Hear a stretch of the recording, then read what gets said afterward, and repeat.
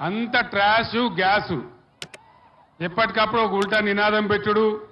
పాకిస్తాన్తో పంచాయతీ అని చెప్పుడు వాడు పాకిస్తాన్కి ఇంత బుట్క దేశం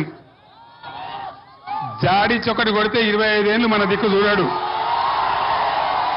వాడిని చూపించి ప్రజలను ఎమోషనల్ బ్లాక్ మెయిల్ చేసి ప్రతిసారి ఓట్లు అందుకొనుడు మన గ్యాస్ చెప్పుడు మోడీ ఎజెండాలో బీజేపీ ఎజెండాలో పేదల కష్టాలుండయి ఏ కాలం లేదు మనుకాలం లేదు మధ్యాహ్న కాలం పేదల కష్టాలుండయి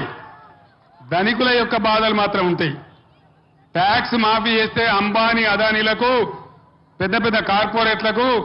15 లక్షల కోట్లు మాఫీ చేసినాడు కానీ పబ్లిక్ సెక్టర్ కంపెనీలన్నీ కూడా ఒకటి నోట్ల బుక్క పెడతా ఉన్నాడు చివరికి ఎల్ఐసిని కూడా అమ్మేసే ప్రయత్నం చేస్తా ఉన్నాడు రైల్వేని కూడా ప్రైవేట్ పరం చేస్తా ఉన్నారు విమానాశ్రయాలు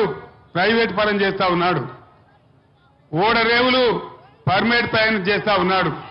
మరి మొత్తం పోతే మనం ఎక్కడ పోవాలా మన యువకులు ఎక్కడ పోవాలా ఏం జరగాల ఈ దేశంలో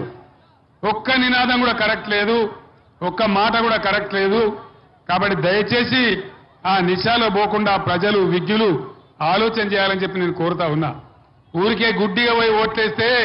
మన పిల్లల భవిష్యత్తు పోతుంది ఇప్పటికే దేశం పరుగు పోయింది అంతర్జాతీయంగా చాలా దెబ్బతిన్నాం